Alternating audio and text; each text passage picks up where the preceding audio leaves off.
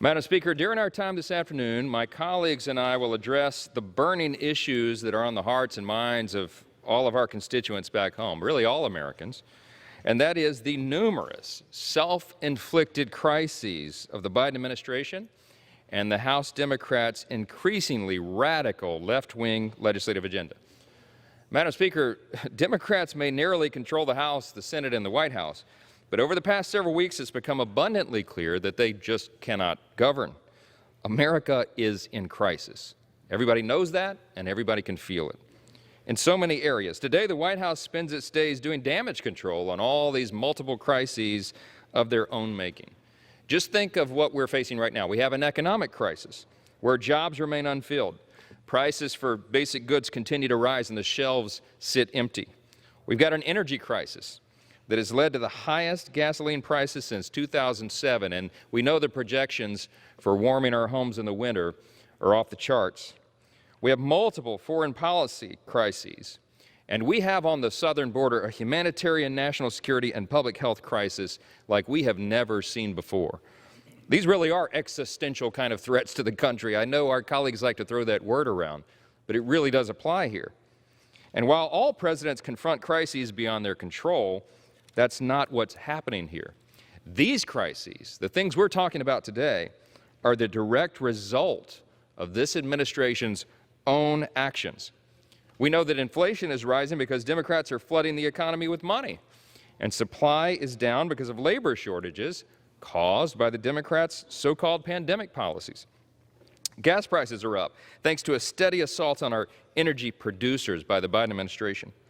Our foreign policy is in crisis because of the Biden debacle in Afghanistan and all the other fumbles that they've made.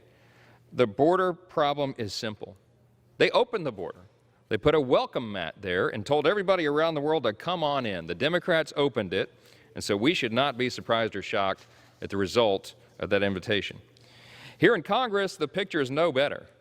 I mean, you think about this. The Democrats have a mere 3-seat majority in this House. We have a 50-50 deadlock in the Senate. There is no objective person in this country who could look at those numbers and say that the Democrats have any mandate to ram through the most partisan, most expensive legislative package in the history of this nation using the slimmest majority possible. If you ask the Democrats what's in the bill, they can't tell you because they don't know. Is amnesty in it? Well, the House certainly worked to add it. Taxpayer-funded abortion, a carbon tax, a tax on prescription drugs. They've been working very hard to include all those things. The one thing they do know for sure is that they are deadlocked. They are insistent that they want to spend $5.5 trillion of hardworking Americans' tax money while inflation goes through the roof. While we're trying to recover from a pandemic, this is the worst possible time to be doing what they're doing. The American people expected competence in the White House. They wanted bipartisanship in Congress.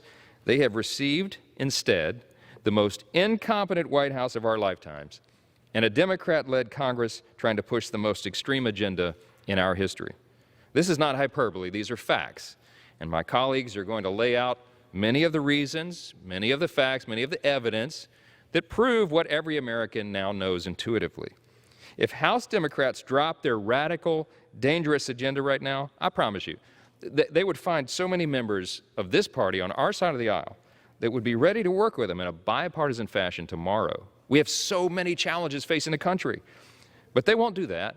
They are dug in, and their votes prove over and over now that they are determined to be big government socialists and not the Democrat Party of our parents' generation.